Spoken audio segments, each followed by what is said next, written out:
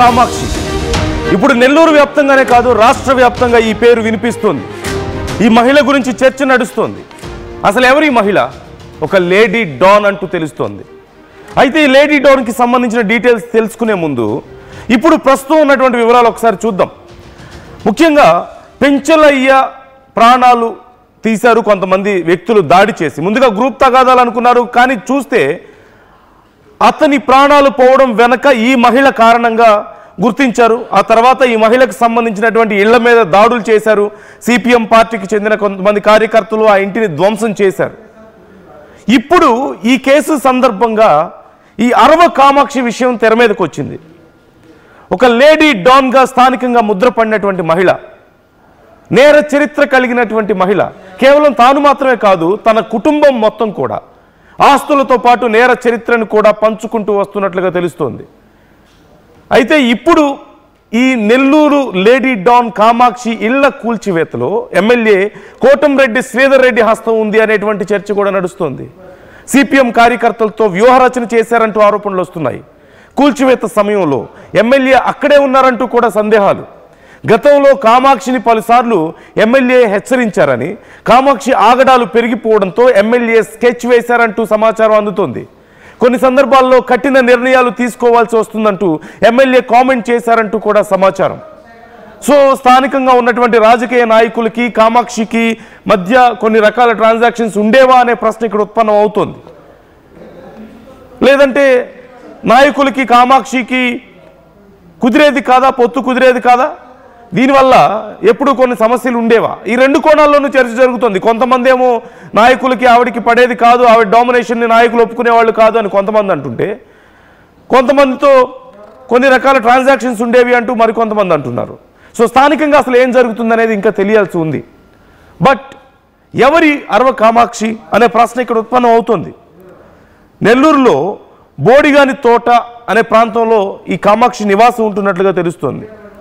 తన బిజినెస్ ఏంటి, ఏం చేస్తుంది, వృత్తి ఏంటి అంటే గంజాయి వ్యాపారం. గంజాయి వ్యాపారం చేసి పెద్ద ఎత్తున గంజాయిని సప్లై చేయడం అనేది తన వ్యాపారంగా తెలుస్తుంది.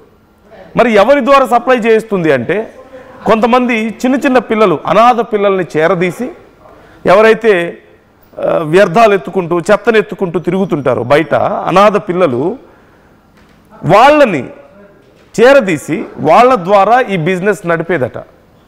స్కూల్స్, కాలేజెస్, ఇలా ప్రతి చోట తనకి సంబంధించినటువంటి కొంతమంది సప్లయర్స్ వెళ్ళేవాళ్ళు, అక్కడ స్టూడెంట్స్కి వాటిని అందించేవాళ్ళు.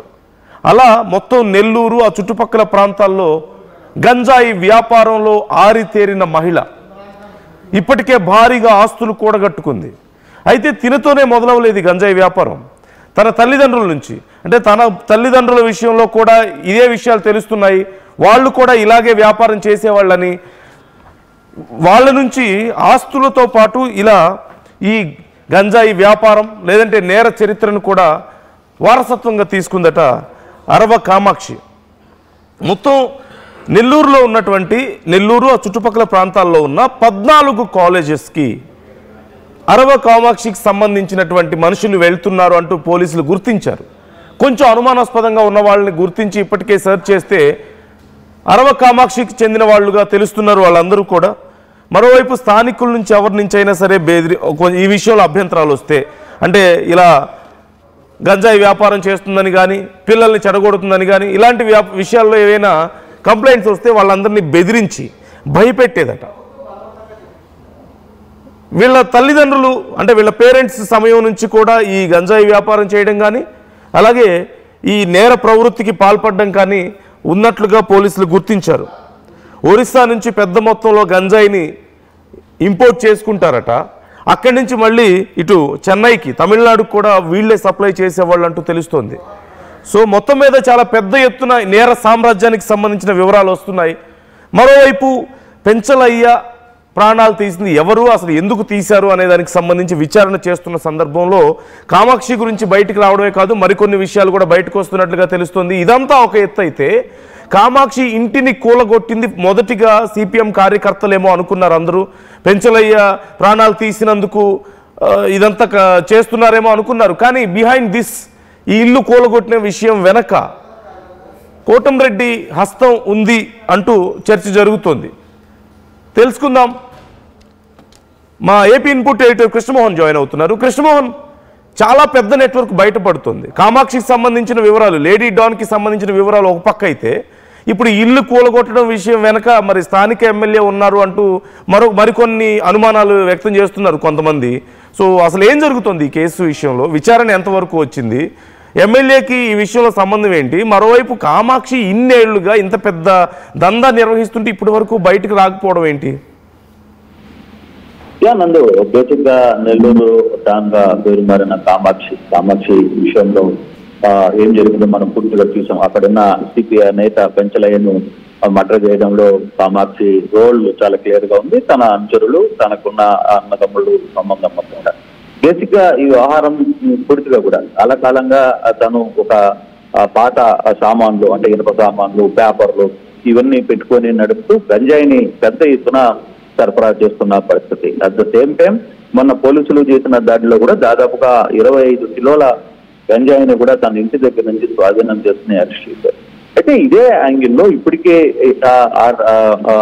ఏదైతే కాలనీ ఆర్డిటి కాలనీ ఉందో ఆ కాలనీలో తన అడ్డాగా మార్చుకున్న కామాక్షి దాదాపుగా 5 ఇల్లులు అక్కడ నిర్మించి ఆ ఇళ్ల ద్వారా అక్కడ తన మనుషుల్ని పెట్టి ఈ వ్యవహారాన్ని అంతా కూడా నడిపిస్తూ ఉంది. చాలా సార్లు వ్యవహారంలో పోలీసులు రౌడీ షీట్ ఓపెన్ చేశారు, కొంత వార్నింగ్ ఇచ్చారు. అది రూరల్ సంబంధించిన ప్రాంతం కాబట్టి శ్రీధర్ కూడా ఎమ్మెల్యే పాటంరెడ్డి శ్రీధర్ రెడ్డి పలుసార్లు ఈ వ్యవహారం మీద కొంత సీరియస్ గా మాట్లాడారు, కొంత వార్నింగ్ కూడా ఇచ్చిన పరిస్థితి. అయినప్పటికీ ఇది చివరికి అక్కడ కొంత యాక్టివ్ గా ఉన్న కొంత మంచి కార్యక్రమాలు చేసే సిపిఎం నేత హత్య వరకు కూడా వెళ్ళిపోయింది. ఇది కొంత సహించరాని పరిస్థితి అనేది చాలా వరకు కూడా అర్థమైంది. దీంతో మొన్న రాత్రి జరిగిన సంఘటన ఏదైతే ఉందో అక్కడున్న స్థానికులు సిపిఎం నేతలతో మరోవైపు టీడీపీకి సంబంధించిన 10 మంది నేతలు అందరూ కూడా కలిసి ఇక ఉపేక్షించేది లేదు, అంటే ఇటువంటి కార్యక్రమాలు చేస్తున్న వాళ్ళని ఉపేక్షించరాదు అంటూ ఎమ్మెల్యేని శ్రీధర్ రెడ్డి ఎమ్మెల్యేని కలవడం. శ్రీధర్ రెడ్డి లేదు, నేను మీతోనే ఉంటాను, ఖచ్చితంగా అక్కడ ఉన్న పరిస్థితి. అంటే ఇది పూర్తిగా కూడా యూపీ తరహాలో ఏదైతే తప్పు చేస్తే యూపీలో అక్కడ ప్రభుత్వం ఏ విధంగా బుల్డోజర్ పెట్టి తోసేస్తుందో ఇల్లుని కావచ్చు అక్కడ ఉన్న కట్టడాలని కూల్చేస్తుందో అదే తరహాకి శ్రీధర్ రెడ్డి శ్రీకారం చుట్టారా అన్న ఒక చర్చ కూడా జరుగుతోంది. దీని వెనకాల ఆ ఇల్లు పగలగొట్టేటప్పుడు కూడా, ఎందుకంటే ఇటువంటి సంఘ విద్రోహ శక్తులకి ఒక గుణపాఠం ఉండాలి, ఎక్కడో దగ్గర ఒక చెక్ ఉండాలి. చెక్కు లేకపోతే పరిస్థితులు పూర్తిగా కూడా చేయి జారిపోయే పరిస్థితి ఉన్నాయి. ఇప్పటికే నెల్లూరు రూరల్ గతంలో కూడా కొంత మాఫియా డాన్లు, అరుణ లాంటి వ్యక్తులు, లేడీ డాన్లు ప్రధానంగా చేస్తున్న వ్యవహారాలను ఎక్కడెక్కడ కట్టడి చేయకపోతే ఇబ్బంది జరిగే పరిస్థితి. రాబోయే రోజుల్లో యువత పూర్తిగా కూడా పరిదారణ పట్టే అవకాశాలు ఉన్నాయి. అయితే దీని మీద కొంత 2 రాజకీయ పార్టీలు, వైసీపీలో కావచ్చు తెలుగుదేశం, ఒకరి మీద ఒకరు గతంలో కామాక్షి మీ పార్టీలో ఉంది, లేదు మీ పార్టీలో ఉంది, మీ దగ్గర ఉంది అని ఇద్దరు 2 వైపులా కూడా కొంత ఆరోపణలు జరుగుతున్నప్పటికీ, ఓకే అది పొలిటికల్ గా మధ్య జరుగుతున్నప్పటికీ, కానీ ఇక్కడ ఇది ఎక్కడో ఒక దగ్గర ఒక చెక్కును పెట్టాలి. ఏదైతే అసంగత శక్తులు మితిమీరిపోతున్నాయి నెల్లూరు టౌన్ లో ఇటీవల వరుసగా జరుగుతున్న పరిణామాలు చూస్తుంటే కొంత ఆందోళన జరుగుతుంది. ఎప్పుడు జరగని పరిస్థితులు ఈ మధ్య కాలంలో పెద్ద ఎత్తున నెల్లూరు జిల్లాలో, ప్రధానంగా నెల్లూరు టౌన్ అండ్ రూరల్ లో ఎక్కువగా ఈ వ్యవహారాలు జరుగుతున్న నేపథ్యంలో ఇటువంటి వ్యవస్థ, ఎందుకంటే ఒక 5 ఇల్లులు పోల్చడం మామూలుమైన పరిస్థితి కాదు. అందులో ఈ కామాక్షికి ఒక గ్యాంగ్ ఉంది.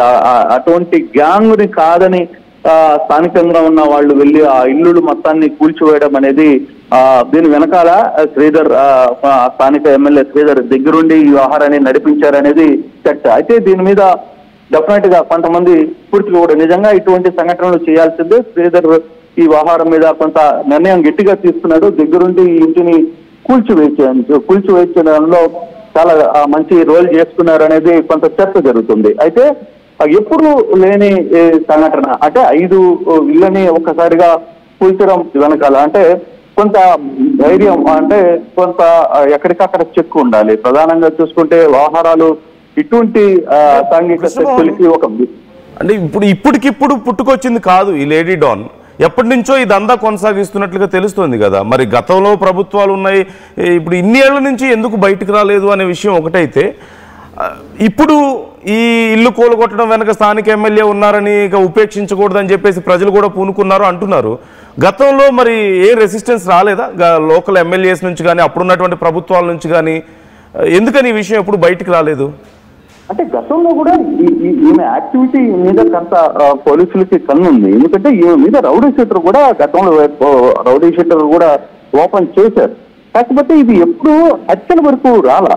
ప్రస్తుతం ఇది హత్య వరకు దారి చేసే ప్రయత్నం అయితే జరిగాయి. ఏదో గుట్టు చప్పుడు కాకుండా ఏదో కొంత స్కూల్స్ కి పంపించడమో, లేకపోతే కాలేజీల్లో కొంత గంజాయి అమ్మడమో, అక్కడున్న చిన్నపిల్లల చేత అమ్మించే ప్రయత్నం చేయడం, అటువంటి సంఘటనలు జరగడంతో రెగ్యులర్ కేసులు కట్టారు, రౌడీ షీటర్ ఓపెన్ చేశారు. కామాక్షి మీద, తన అంతుల మీద కూడా 2 టౌన్ లో 1 టౌన్ లో కొన్ని కేసులు పెట్టించారు. కొంత ఈ రౌడీ యాక్టివిటీ మీద పోలీసులకి కన్ను ఉంది. కంపల్సరిగా కొంత నిర్వహించే ప్రయత్నం అయితే చేశారు. కాకపోతే కామాక్షి హద్దు దాటి హత్యలు దాకా వెళ్ళిపోయింది.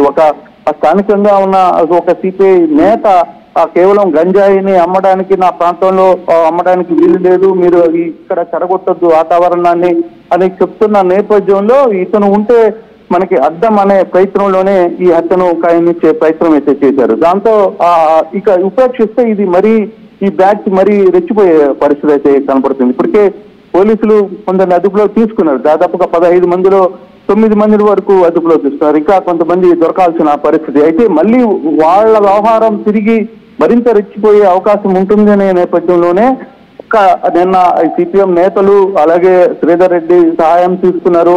స్థానిక టీడీపీ నేతలు అందరూ కూడా ఇది ఇల్లు దాదాపుగా నేను కూడా శ్రీధర్తో మాట్లాడే ప్రయత్నం చేశాను. ఏం జరిగింది అసలు అంటే, ఇటువంటి కొన్ని ఉపేక్షిస్తే పరిస్థితులు మారిపోయే పరిస్థితి ఉంది, చేంజ్ అయిపోయే పరిస్థితి ఉంది. కాబట్టి కొంత చర్యలకి ఉపేక్షించాల్సిన పరిస్థితి వచ్చింది అనేది పూర్తిగా కూడా ఆ ఇల్లు ధ్వంసం చేస్తున్నప్పుడు కూడా ఆ ఇంట్లో కొన్ని మారణాయుధాలు కూడా బయటపడ్డ పరిస్థితి. కానీ ఒక రకంగా ఈ వ్యవహారంలో మాత్రం శ్రీధర్ని కొంత స్థానిక ప్రజలు కొంత అభినందిస్తున్న పరిస్థితి. కానీ రాజకీయ పరంగా దీని వెనకాల కొంత విమర్శలు ఉన్నాయి. బట్ అది వైసీపీ టీడీపీ మధ్య ఇద్దరు మీ పార్టీలో ఉన్నారు అంటే వాళ్ళు మీ పార్టీలో ఉన్నారని పరస్పర ఆరోపణలు చేసుకుంటున్నా. కానీ ఇటువంటి సంగతులను దగ్గర మాత్రం ఉపేక్షించకూడదు. ఈ రోజు శ్రీధర్ కూడా ఎమ్మెల్యే కోటమిరెడ్డి శ్రీధర్ రెడ్డి తన పెంచుల ఇంటికి వెళ్లారు. అక్కడ కొంత ఆర్థిక సాయం చేశారు. ఆ పిల్లలకి వాళ్ళిద్దరు పిల్లల్ని కూడా చదువుకునే వరకు ఎంతవరకు చదువుకుంటే ఆ బాధ్యతని